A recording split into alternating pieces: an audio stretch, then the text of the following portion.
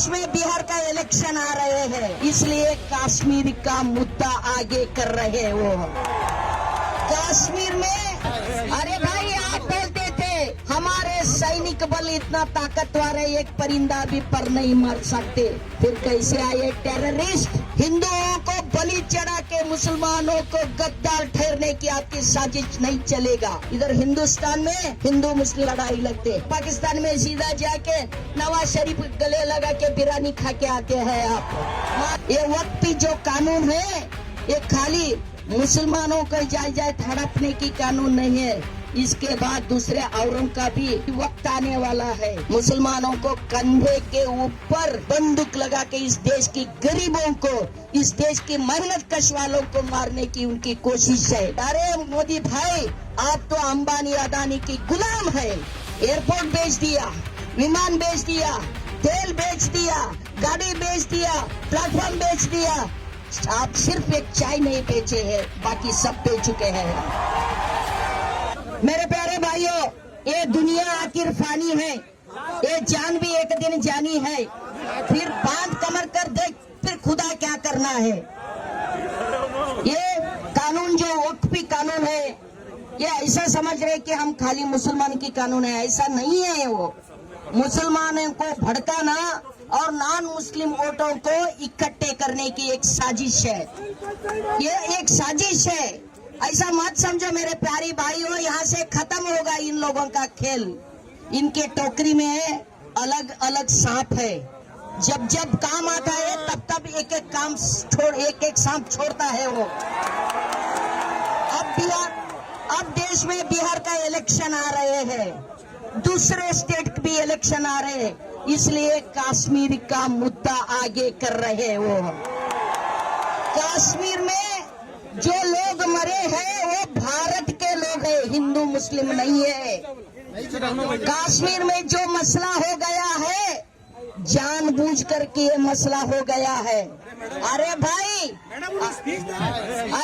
आप बोलते थे हमारे सैनिक बल इतना ताकतवर है, एक परिंदा भी पर नहीं मार सकते, फिर कैसे आए टेररिस्ट? टेररिस्ट को कोई मजहब नहीं होते हैं।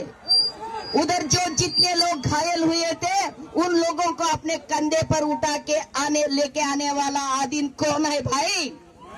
आदिल का शहीद हो गया है, आदिल हमारा भाई है। अब क्या समझते हैं?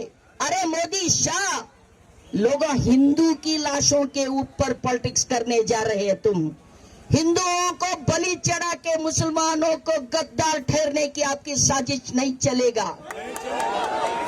आप लोगों के अंदर समझ आ चुकी है। पुलवामा में भी क्या किया तुमने? 40 सैनिकों को खुलेआम मरने के लिए छोड़ दिया आपने।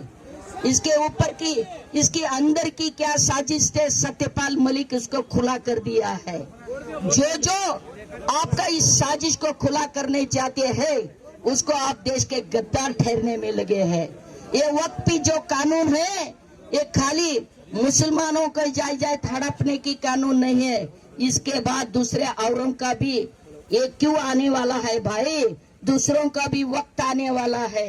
वो एक एक को मारना चाहते हैं, इस देश में मनुवाद को लाना चाहते हैं, लोगों को भड़काना चाहते हैं। लोगों का ऐसा लगता है कि मुसलमानों के ऊपर कुछ हो रहा है, ऐसा नहीं है।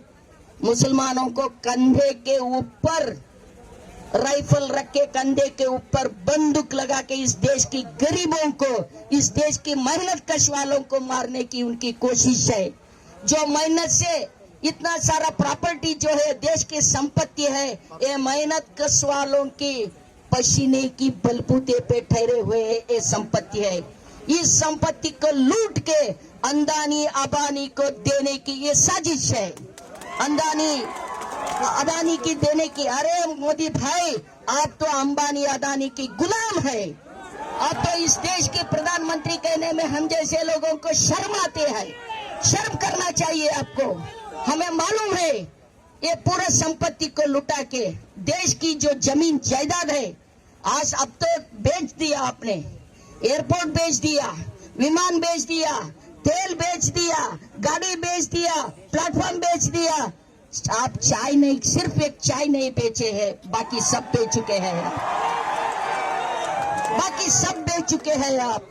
हमें मालूम है जितने भी गरीबों के लिए दिए वो वक्त की प्रॉपर्टी है, वो प्रॉपर्टी लेके किसी गरीबों को अच्छे करने के लिए नहीं कर रहे आप, किसी मजहब को मर्यादा रखने के लिए नहीं कर रहे आप। ये सब जितने भी जायदाद है वो हड़प करना है, आपके दोस्तों में बांटने का है, लेकिन अदानी अंबानी में बांटने का है। मुझे मालूम है इधर हिंदुस्तान में हिंदू मुस्लिम लड़ाई लगते, उधर जाके पाकिस्तान में सीधा जाके नवाज शरीफ गले लगा के बिरयानी खा के आते हैं, आप मालूम है हमको। और इधर अरब कंट्री को जाके भाई भाई बोलने वाले हैं।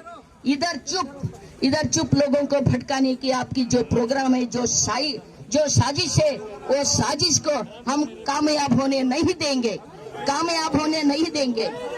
हमको एक ही काम करना है, जितने हो सकते हैं उतने मिलजुल के रहने की। ऐसा मत समझो देश की खाली मुसलमान ही आपको अपोज कर रहे हैं, ऐसा मत समझो। एक 20% मुसलमान क्या करेगा ऐसा तुम्हारे मन में आए हुए हैं, लेकिन 100, 100 जो जितने नॉन मुस्लिम हैं वो सब तो आपके साथ नहीं है। आप खाली आरएसएस वाले सुनो, आरएसएस वाले सुनो। 4% लोग,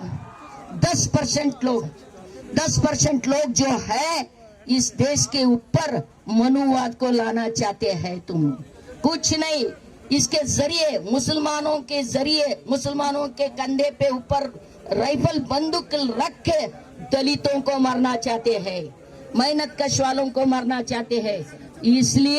इसलिए हम लोगों को एक ही काम करना है भाई, जितने हो सकते उतना मिलजुल के रहने का, जितने हो सकते उतने आपसबाजी रहने का। हम सब मिलजुल के अपने इस मोर्चे को आगे निकलेंगे, आगे लेके जाएंगे। उसे हमको मालूम है आपको कैसे नकाब करना है।